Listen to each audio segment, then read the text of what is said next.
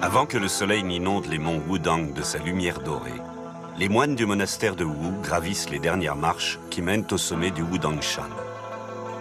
Les monts Wudang sont situés en plein cœur de la Chine, dans la province du Hubei. Ici, sur la montagne sacrée des taoïstes, les religieux méditent chaque matin avant l'arrivée des pèlerins. Ils vénèrent le dieu Zhenwu. La légende dit qu'en des temps immémoriaux, Zhenwu aurait accédé ici à l'immortalité au terme d'une longue méditation. Le temple d'or lui a été dédié. Zhenwu est l'une des divinités du taoïsme, un courant spirituel issu de la Chine ancestrale. Selon la légende, cette philosophie aurait donné naissance il y a plus de 700 ans à l'art martial du Tai Chi Chuan, également appelé la méditation en mouvement.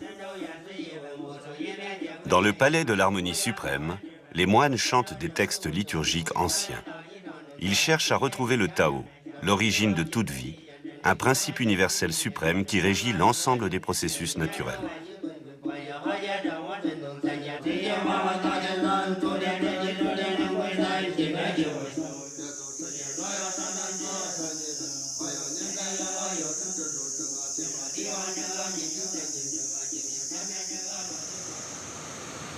Parti de la vallée, un groupe d'élèves pratiquant le tai chi se rend en pèlerinage au sommet de la montagne sacrée. Le sentier qu'ils empruntent suit les traces du mythique Zhenwu, un chemin parsemé de monastères et de temples, une voie qui mène aux sources du taoïsme et du tai chi. Les jeunes gens profitent d'une halte au temple de la Meule pour s'entraîner. D'après la légende, le jeune Zhenwu aurait rencontré ici une vieille femme qui frottait inlassablement une barre de fer pour la transformer en aiguille. Désespéré de ne plus progresser dans ses exercices de méditation, Zhenwu était alors sur le point d'abandonner son ascèse. Mais la vieille femme, qui poursuivait gaiement sa tâche, lui apprit que seule la patience et la persévérance pouvaient conduire au succès.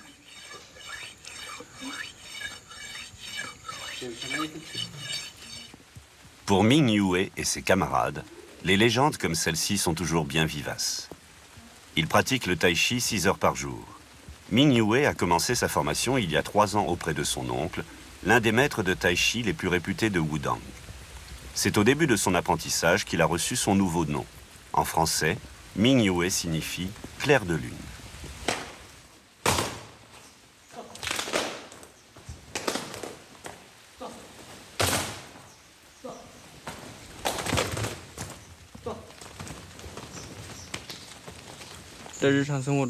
Quand on pratique le tai chi, on est plus serein dans la vie. Il y a moins de conflits relationnels. Le tai chi fluidifie la circulation sanguine et celle du chi, l'énergie corporelle. On se sent particulièrement calme et apaisé.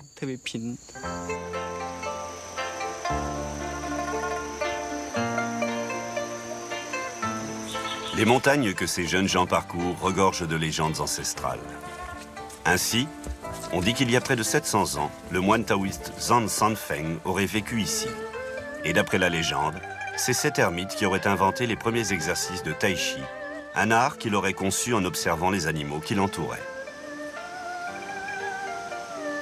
Zan Sanfeng aurait étudié de près l'interaction du yin et du yang dans la nature.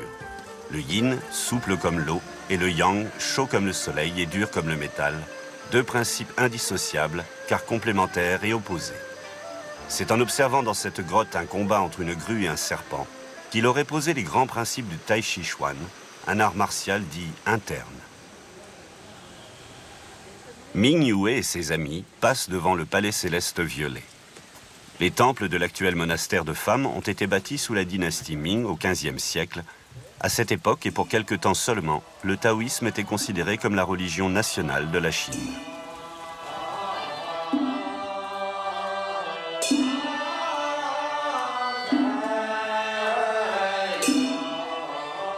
Aujourd'hui, les cérémonies taoïstes jouissent d'un fort regain d'intérêt. Elles attirent en Chine de nombreux visiteurs venus de Taïwan ou de Corée. Il y a encore quelques décennies, sous le régime communiste de Mao Tse-tung, toute manifestation religieuse et culturelle était interdite ici.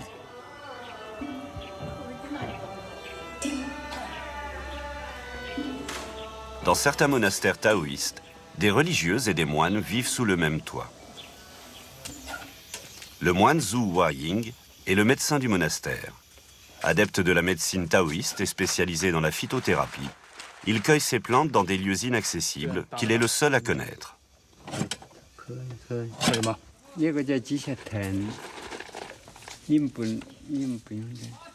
Cette plante s'appelle Jishutong. Elle sert à fluidifier le sang. À Wudangshan, on nomme celle-ci Yin-Yang Guo. Son nom scientifique est Suoluo Guo. Elle est efficace contre les maux d'estomac. En Chine, les plantes médicinales des monts Wudang sont célèbres pour leur pureté et leur très grande efficacité. Zhu Huaying est à la fois pharmacien et médecin. Pour chacun de ses patients, il prépare une recette personnalisée. Son apprenti, Sheng Hang, a quitté sa ville natale située très loin d'ici pour apprendre son métier auprès du vieux phytothérapeute. Comme jadis, dans les monastères européens, la médecine traditionnelle se transmet d'homme à homme et de manière personnelle.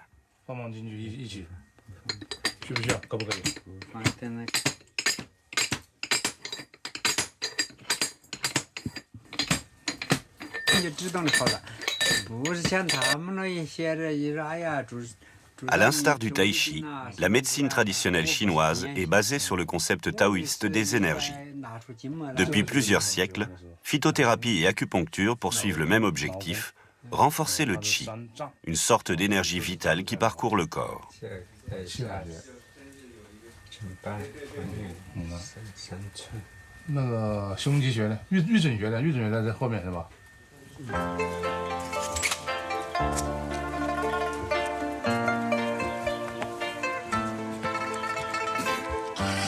La formation des élèves de Tai Chi, comme Ming Yue, comprend également une réflexion sur les bases éthiques du taoïsme.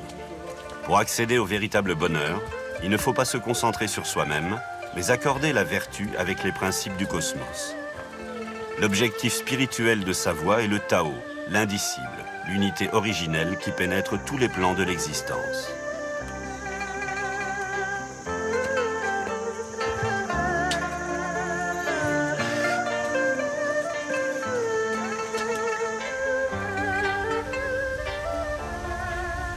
Avant la dernière ascension, les élèves pratiquent d'autres exercices dans ce temple accroché au flanc de la montagne.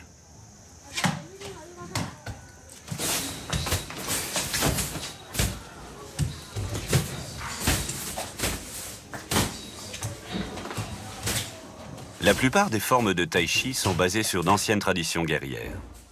En enchaînant de manière très précise certains mouvements, les élèves apprennent à produire un flux continuel de qi qui permet d'équilibrer le yin et le yang dans le corps. L'homme est alors en harmonie avec lui-même, un état qui a des effets bénéfiques sur sa santé.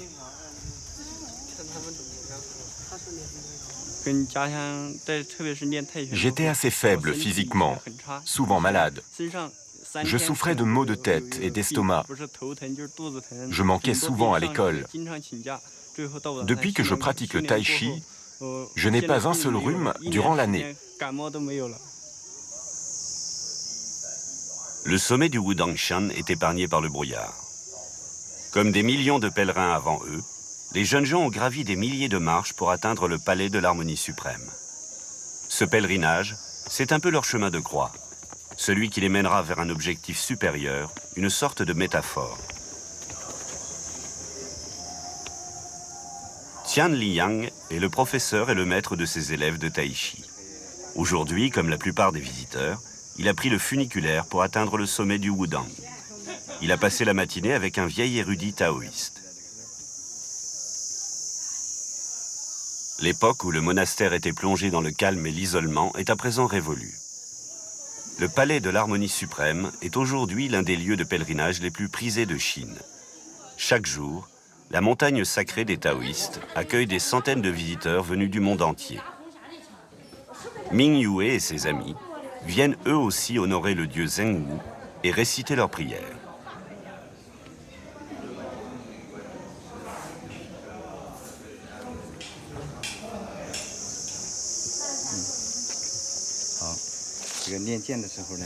Quand on pratique l'épée, il ne faut pas la tenir trop serrée et ne pas mettre le doigt ici.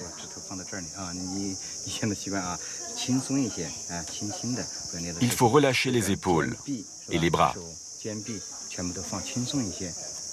Il ne faut surtout pas être brusque. Relâche ton corps. Regarde comment j'effectue ce mouvement.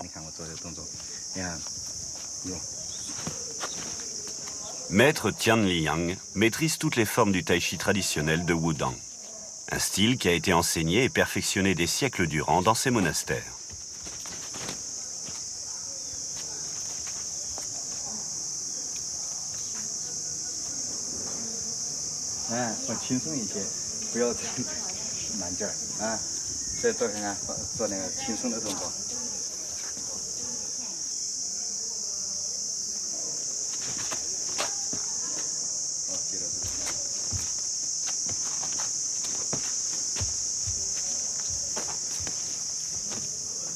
Comme dans toutes les formes de tai chi, dans la forme de l'épée aussi, chaque détail compte. La position des doigts, le placement de la main ou des pieds doivent répondre à des critères bien précis. Sans quoi, le chi ne peut pas s'écouler correctement, la position est instable et l'adversaire peut alors s'en donner à cœur joie.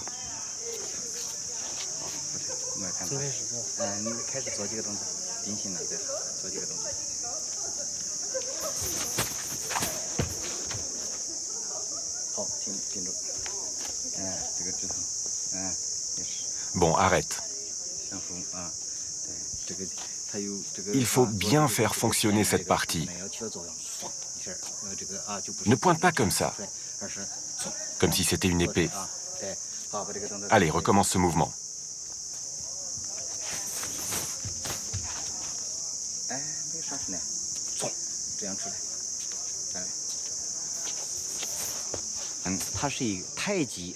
Il y a une idée de grandeur dans le tai chi.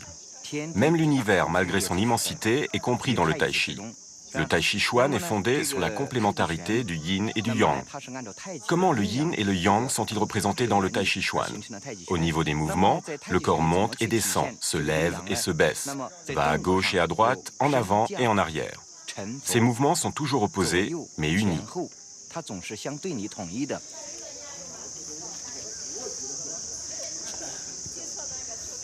Faites un cercle plus grand. Voilà. Dans l'exercice de la poussée des mains, souvent appelé push hands, les élèves apprennent à dévier rapidement et de façon intuitive l'énergie de leur adversaire avant qu'il ne la libère contre eux. Ceux qui, comme Tian Liang, maîtrisent cette technique et gardent un contact permanent avec le sol, ont peu de chances d'être déséquilibrés et donc vaincus. Le tai chi sert surtout à se défendre. Pour riposter, les adeptes de cet art martial interne utilisent l'énergie de leur assaillant.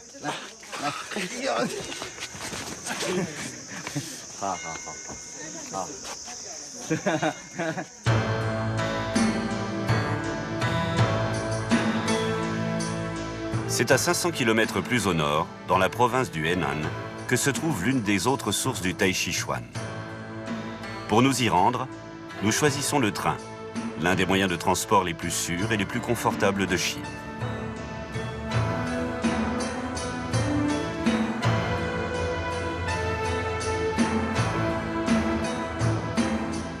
Nous débarquons à Chenjiagou, une petite localité discrète située dans la plaine fertile du fleuve Jaune. C'est la saison des récoltes. Dans la campagne, les paysans ramassent des cacahuètes et du maïs qu'ils étalent sur les routes pour les faire sécher. Le Henan est la province la plus peuplée de Chine, le grenier à blé des centres industriels qui ne cessent de se développer dans l'est de la Chine. Dans les campagnes, en revanche, le progrès a bien du mal à s'implanter.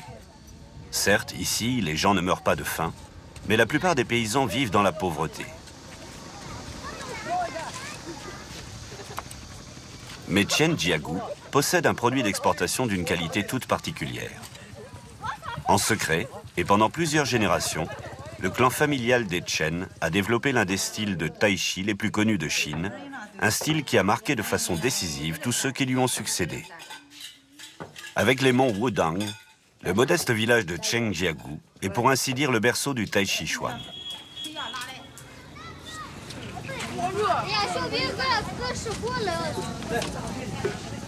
La tradition des Chen a dépassé les frontières de la Chine.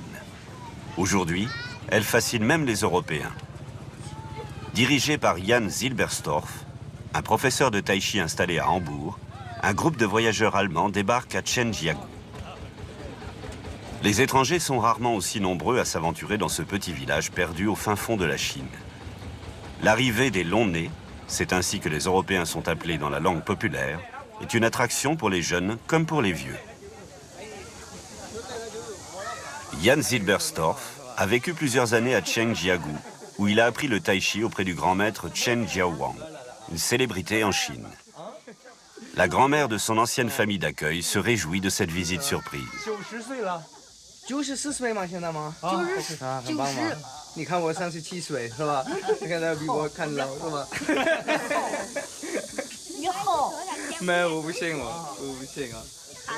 Sur le toit, où il s'est lui-même entraîné jadis, Jan Zilberstorff montre à ses élèves un exercice préparatoire appelé le pilier.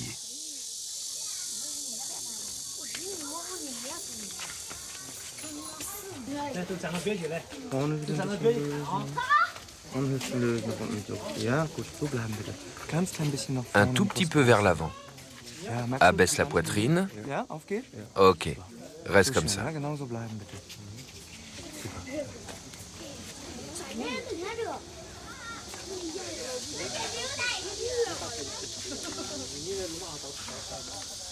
Depuis près de 20 ans, Jan Zilberstorff pratique le tai chi tous les jours, plusieurs heures par jour. Et à présent, il s'y connaît suffisamment pour identifier le moindre blocage d'énergie. Au fil de l'exercice, la posture du corps se modifie.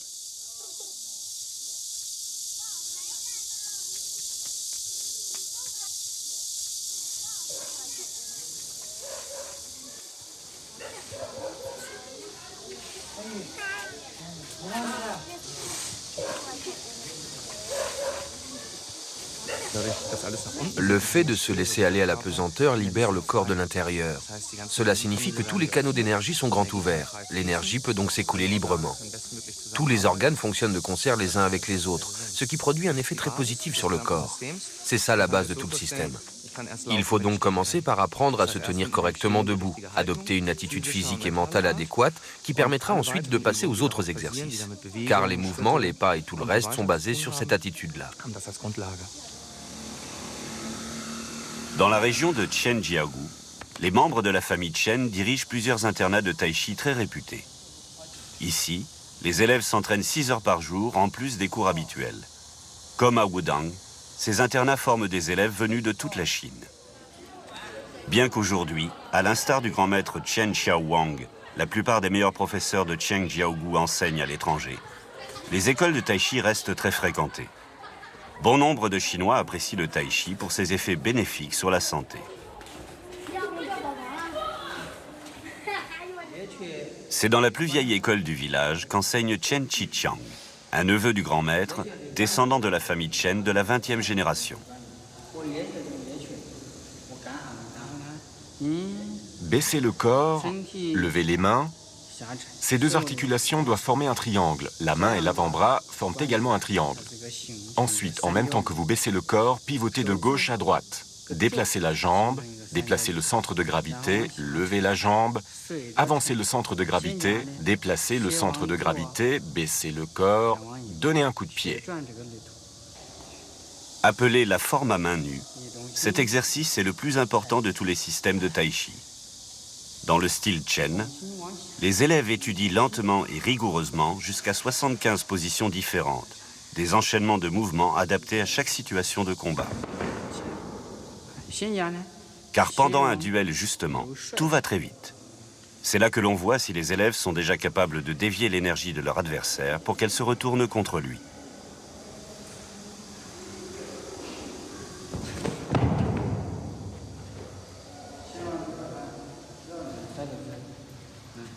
Le fondateur de cette tradition familiale est Chen Wanting. Ce général de la dynastie Ming développa au XVIIe siècle le système des arts martiaux internes en alliant les styles de combat les plus efficaces de son temps à la doctrine taoïste des énergies et à ses différentes techniques de méditation. La poussée des mains n'est qu'un exercice parmi tant d'autres dans l'apprentissage de l'art du tai chi.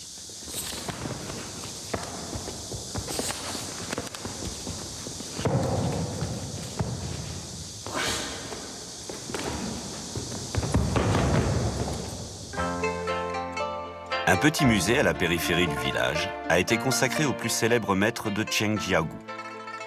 Parmi eux, Chen Changqing, un grand maître de la 14e génération qui réforma le style Chen et transmit les secrets de la famille à Yang Lushan, un élève extrêmement doué qui ne faisait pas partie du clan familial. Ce dernier développa plus tard le style Yang, qui donna naissance à d'autres styles familiaux aujourd'hui enseignés dans le monde entier.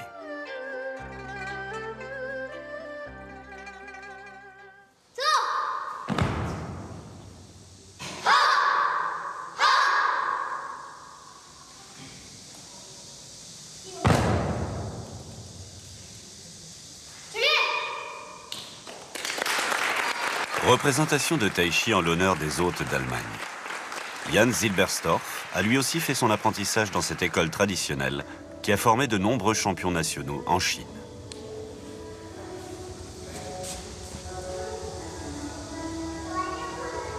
La forme classique, appelée aussi forme à main nue, est l'une des 8 formes du style Chen.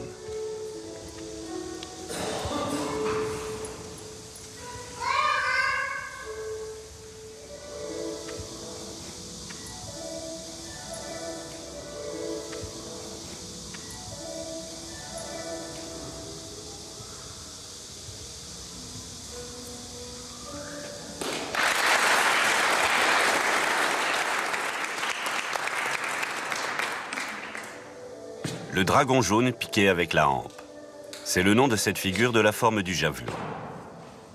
La plupart de ces mouvements portent des noms très poétiques, qui rappellent que dans le tai chi, le combat est aussi un exercice de méditation.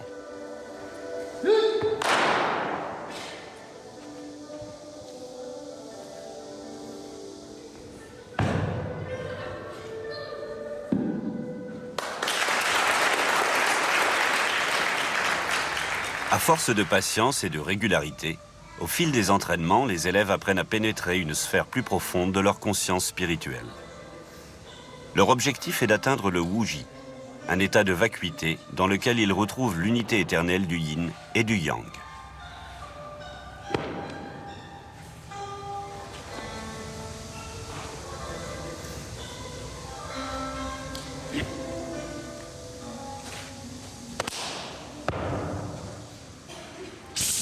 Dans le style Chen, la relation originelle entre la méditation en mouvement et l'art martial est bien plus apparente que dans beaucoup d'autres styles plus récents.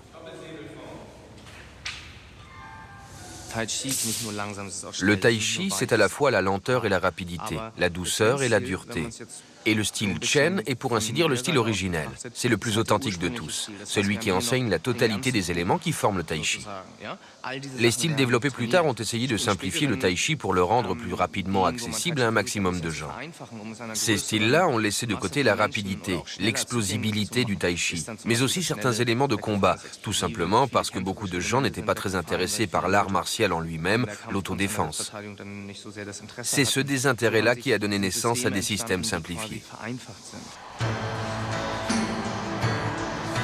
Nous poursuivons notre voyage vers une source philosophique du tai chi, une doctrine qui a influencé toutes les écoles de cet art martial interne. Elle se trouve dans l'ouest de la Chine, près de l'ancienne cité impériale de Xi'an. Vieux de plusieurs millénaires, le monastère de Lugantai est situé au pied des monts Qingling. C'est ici, dit-on, que le philosophe chinois Lao Tzu aurait écrit il y a près de 2300 ans le Tao Te Ching, le livre de la voie et de la vertu, l'un des ouvrages les plus célèbres du taoïsme. C'est dans l'isolement de ce monastère que se développa non sans mal la tradition mystique de Lao Tzu. Pour s'imposer, elle a dû résister non seulement aux communistes de Mao, mais aussi aux souverains des anciennes dynasties qui combattirent avec acharnement la seule religion originaire de Chine. Sa pratique rituelle a été fortement influencée par le bouddhisme pratiqué en Inde.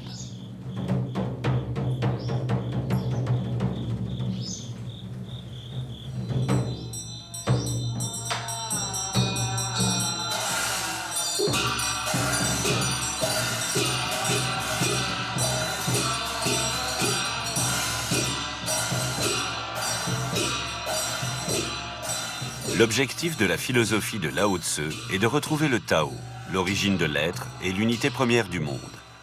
Un mystère qu'aucun mot ne peut décrire, puisque définir le Tao impliquerait fatalement d'en limiter le sens. Pour retrouver le Tao, le sage ne doit pas gaspiller son énergie dans l'action volontaire, mais au contraire s'adapter aux éternelles mutations dans le cosmos. L'abbé Wen Farong est l'un des plus célèbres érudits taoïstes de Chine. Entre autres disciplines, il a choisi la calligraphie pour pratiquer la philosophie de Lao Tzu. Wen Farong dessine deux anciens idéogrammes chinois, deux concepts clés du Tao Te Ching de Lao Tzu, Chong, l'équilibre entre le yin et le yang, qui donne naissance au Che, l'harmonie.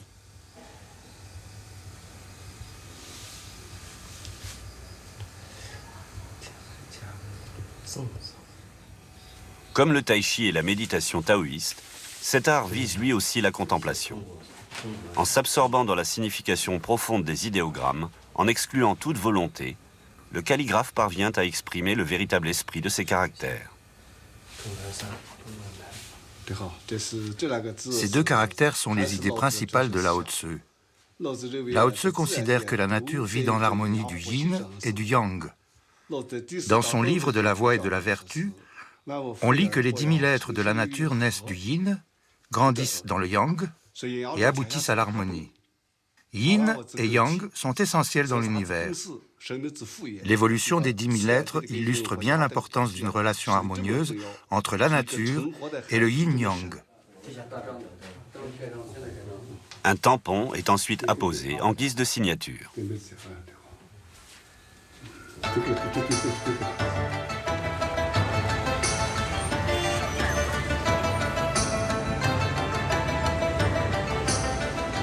L'entrée de la Chine dans l'ère de la modernité a transformé de manière radicale le visage de l'ancienne ville impériale de Xi'an. La circulation automobile est de plus en plus dense. Cette métropole de plusieurs millions d'habitants est au bord de l'implosion. Pour autant, les traditions de la Chine ancestrale n'ont pas disparu, bien au contraire. En ville comme dans les monastères, elles ont survécu aux troubles politiques des siècles passés et sont présentes dans le quotidien de tous les Chinois. À l'ombre des vieux murs de la ville, différents groupes se rassemblent pour le programme de remise en forme du matin. Ce groupe-là, par exemple, pratique la forme populaire du style Yang.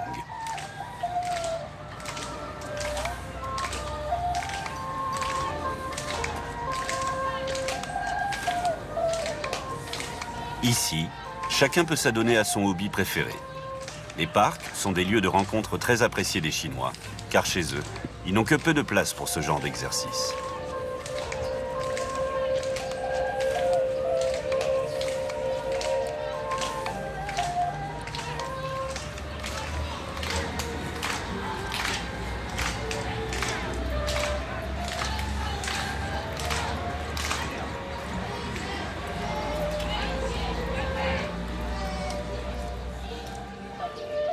Même certains médecins et guérisseurs traditionnels proposent leurs services en plein air. Pour un massage des pieds d'une demi-heure par exemple, comptez quelques yens seulement, environ 50 centimes. Juste à côté, Shen Shijing et Jan Zilberstorff font une démonstration de l'exercice appelé la poussée des mains. Shen Shijing est un maître de tai chi qui a été le tout premier professeur de l'allemand à Chengjiagu. C'est lui qui a introduit Jan Zilberstorff dans la famille du grand maître Chen Jiaowang. Si la forme à main nue invite les élèves à se concentrer sur eux-mêmes, cette forme-ci, en revanche, les prépare au combat. Dans la forme à main nue, nous apprenons à déplacer notre énergie interne du centre, du dantian, à travers tout le corps et jusqu'au bout des doigts, et de là, à la faire retourner au centre. Pour les pieds et la tête, c'est exactement la même chose. L'énergie part du centre jusqu'aux extrémités, puis retourne vers le centre. Dans l'exercice de la poussée des mains avec un partenaire, non seulement mon énergie va de mon centre jusqu'au bout de mes doigts, mais du fait que les mains de mon partenaire sont toujours en contact avec les miennes, mon énergie traverse son corps pour parvenir à son centre. Nos deux centres sont alors reliés et c'est à l'intérieur de cette communauté d'énergie que nous nous entraînons. Ce maître de Qigong est lui aussi spécialisé dans la transmission d'énergie. Il nous expliquera plus tard avoir envoyé une énergie curative dans le corps de ce patient qui souffre de violentes douleurs dorsales. Mais même en Chine, certains voient cette thérapie d'un œil sceptique.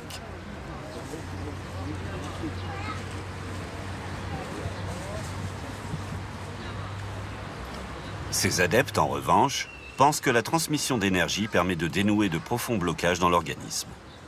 Mais pour que les effets positifs de cette thérapie soient durables, le patient doit pratiquer lui-même quotidiennement des exercices de Qigong. Les mouvements du Qigong sont basés sur les mêmes principes que le Tai Chi.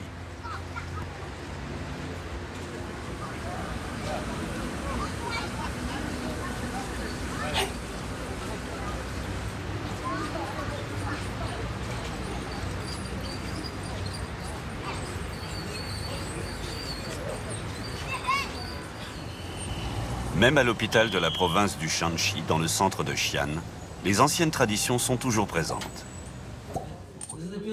En Chine, en plus des disciplines classiques de la médecine occidentale, la plupart des cliniques disposent d'un service de médecine traditionnelle chinoise.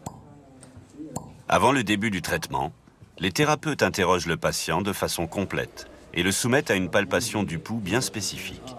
Après quoi, ils posent sur son corps des ventouses ou des aiguilles d'acupuncture. Des études réalisées en Chine et en Europe ont montré que cette thérapie était particulièrement efficace pour les maladies et douleurs chroniques. Certains médecins sont des masseurs expérimentés qui n'hésitent pas à se servir de leurs pieds en fonction des douleurs et de la corpulence de leurs patients.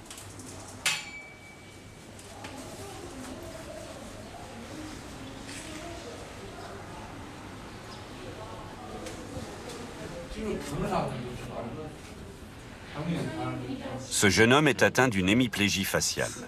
À l'aide d'aiguilles, le docteur Fu stimule le flux de qi dans le corps.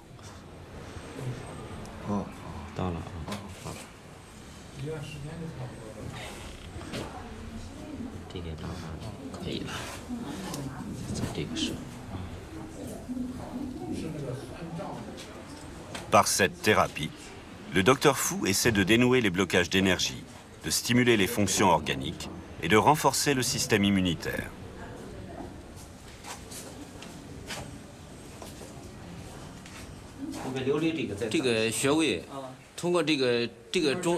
Du point de vue de la médecine chinoise, les points d'acupuncture sont un ensemble. C'est un réseau qui passe par les veines, les nerfs, les liquides organiques. C'est un processus complexe qui régule les fonctions des méridiens.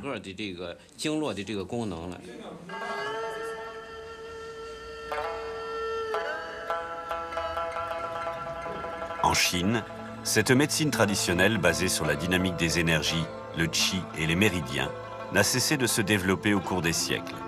Et aujourd'hui, elle trouve aussi un certain écho en Occident. N'oublie pas qu'au Tai Chi, c'est comme si on était suspendu par le crâne. Cela signifie que ce qui est lourd glisse vers le bas, mais ce qui est léger doit aussi monter vers le haut. Dans un cabinet d'acupuncture de Hambourg, Jan Zilberstorff traite un patient qui a été opéré d'une hernie discale. Après plusieurs séances d'acupuncture, il apprend à soulager son dos grâce à des exercices bien précis. Aujourd'hui, pour la première fois depuis des années, ce patient ne souffre plus. Attention, ne force pas trop, ne serre pas la poitrine, reste bien ouvert. Les mouvements pratiqués dans le tai chi permettent aux patients de mieux prendre conscience de leur propre corps. Avec le temps, ils parviennent à identifier de façon plus précise les tensions qu'ils ressentent au plus profond de leur organisme, puis à les influencer eux-mêmes. Certains mouvements des bras, par exemple, ont des effets positifs sur le dos. Le flux de qi le long de la colonne vertébrale est stimulé et le corps se régénère plus rapidement. Wirbelsäule aufgerichtet, locker. Aber Schulter dabei unten lassen. Genau, sehr gut. Da, genau, und lösen.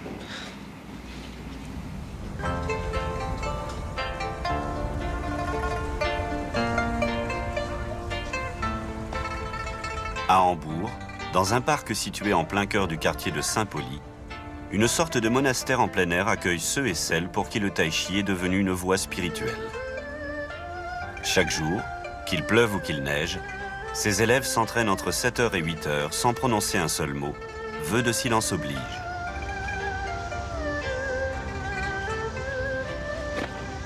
C'est Jan Zilberstorff qui est à l'origine de cet entraînement intensif, une idée qu'il a eue il y a quelques années. Baptisé Temple Park, cet endroit est un lieu de retraite pour tous ceux qui veulent échapper au stress du quotidien.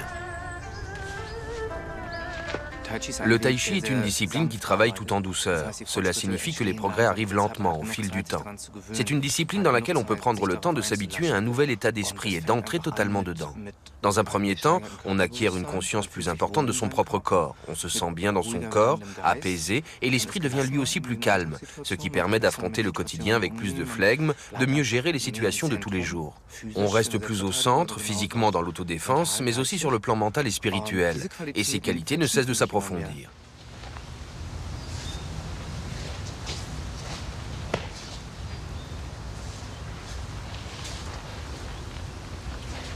Frank Marquardt a emménagé à Hambourg dans le seul but de suivre pendant 1 an l'entraînement intensif proposé par Jan Zilberstorff. Au cours de son apprentissage, le jeune homme a dû surmonter bien des crises. Au début, son corps s'est rebellé et son esprit ne parvenait pas à se concentrer. Mais avec le temps, la patience est arrivée et de petits changements sont apparus.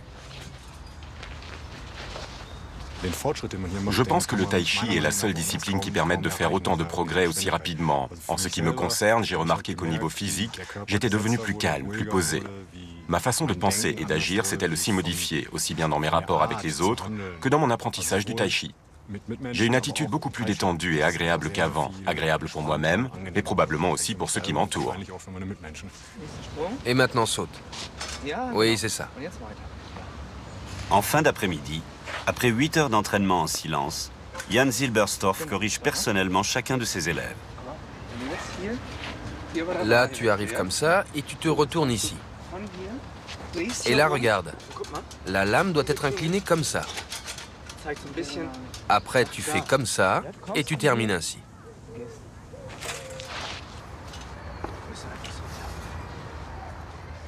Dans les montagnes de Slovénie, près de 150 adeptes de tai chi se réunissent chaque année pour un camp Tao.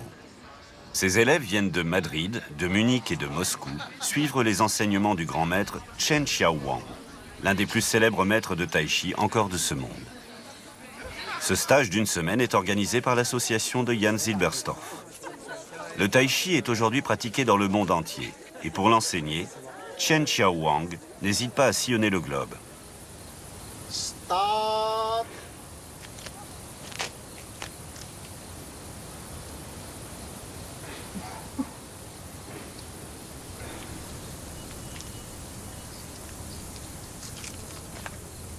Le grand maître est le patriarche de la famille Chen de la 19e génération.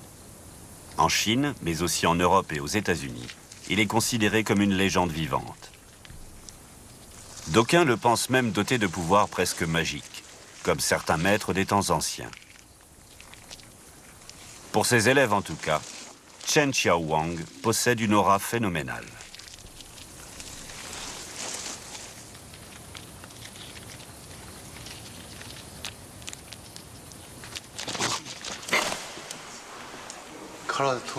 Tu couvres trop. Le haut du corps est trop crispé, trop enfoncé. Penche-toi vers l'avant. Concentre-toi sur le Dantian. Allez.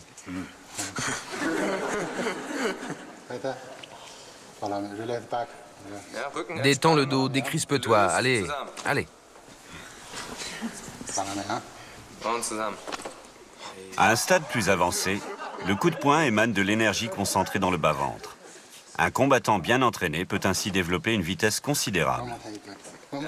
Vas-y. Vous vous sentez mieux? 2 personnes vont essayer de le pousser, puis de plus en plus de gens viennent s'ajouter et il sera poussé par toute une rangée de personnes. Au tai chi, la poussée des mains est une démonstration de force très appréciée parce qu'elle reflète le savoir-faire des différents participants. Chen Xiaowang se dit capable de catapulter son adversaire à plusieurs mètres de distance dans un combat. Mais pour une simple démonstration, le risque de blessure serait bien trop grand. Cet exercice-là, en revanche, n'est pas dangereux du tout.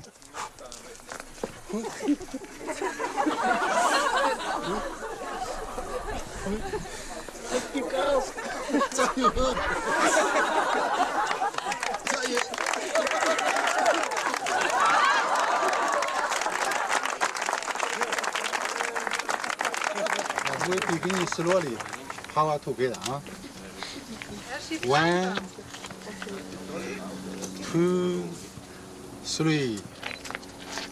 Und los. Gut.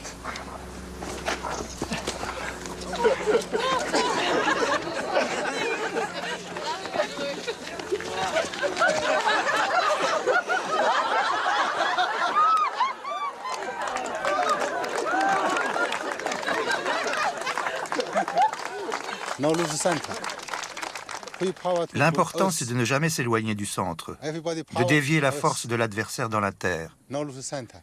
Si je m'éloigne de mon centre, la force de l'autre agira sur moi. Dans un combat, c'est la même chose. Si tu permets à la force de ton adversaire d'agir sur toi, tu perds l'équilibre. Mais si tu dévies sa force, tu gardes cet équilibre. C'est ça la base. Et si tu ne l'as pas, la technique ne te servira à rien. Cela fait 10 ans que le grand maître m'enseigne son art et j'ai l'impression d'être encore loin du but. J'ai beaucoup progressé au cours de ces 10 dernières années, mais pour moi, le grand maître est d'un niveau tellement supérieur que j'ai vraiment l'impression d'être encore un débutant.